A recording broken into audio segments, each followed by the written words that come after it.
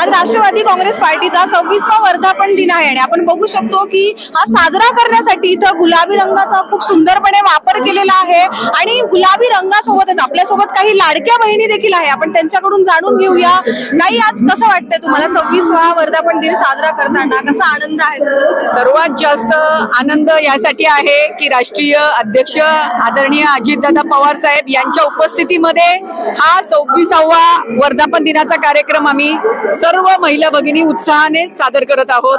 आणि तो साजरा करत असताना जरी आज वटपौर्णिमा असली तरी त्याच्याबरोबर आम्हाला हाही एक मोठा उत्सव आहे. त्याला सुद्धा मोठ्या प्रमाणावर सगळ्या महिला भगिनी उपस्थित राहून आदरणीय अजितदादांच्या मागे आम्ही सगळ्या लाडक्या बहिणी याच्या आधी होतो आणि याच्या पुढेही कायम असणार आहोत. आणि अशाच पद्धतीने आदरणीय अजितदादांचं आणि आमचं सर्व महाराष्ट्राचं जे स्वप्न आहे ते लवकरात लवकर पूर्ण व्हावं अशी तुळजाभवानी जवळ आमची प्रार्थना असेल.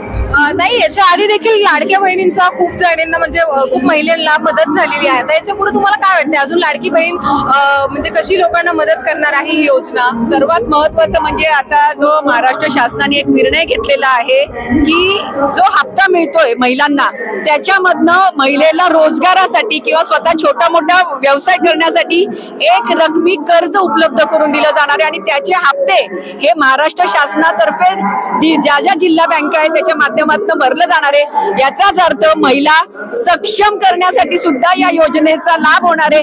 विरोधकांना माझी नम्र विनंती आहे की ही अशी चांगली योजना सुरू केलेली असताना त्याच्यावर घाव घालण्याचं काम करून याचं पाप त्यांनी करू नये. नाही, आता इलेक्शन देखील येत आहे तर लाडक्या बहिणींचा कसा प्रतिसाद असणार आहे या इलेक्शनसाठी? आपण या अगोदरही बघितले आमदारकीच्या इलेक्शन्सला आपण लाडक्या बहिणींचा प्रतिसाद खूप छान पद्धतीने मिळालेला आहे. आणि मला विश्वास आहे की आता येणाऱ्या महानगरपालिका नगरपालिका स्थानिक स्वराज्य संस्थांच्या इलेक्शन्सलाही लाडक्या बहिणी तेवढ्याच छान पद्धतीने प्रतिसाद देतील. आम्हाला ठाम विश्वास आहे.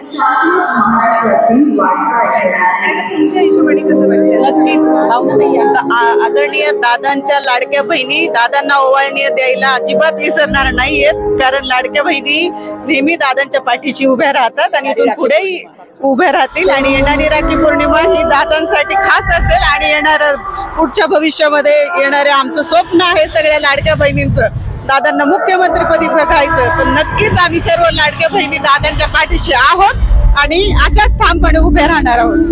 थँक्यू. या लाडक्या बहिणी कशा प्रकारे आता इलेक्शन मध्ये मदत करणार आहे ते आपण नक्कीच बघूया. आणि आजचा वर्धापन दिनाचा देखील पूर्ण कार्यक्रम कशा पद्धतीने होणार आहे ते सुद्धा आपण नक्कीच बघूया. तोपर्यंत मी मृदुला नारळे, न्यूज डॉट्स.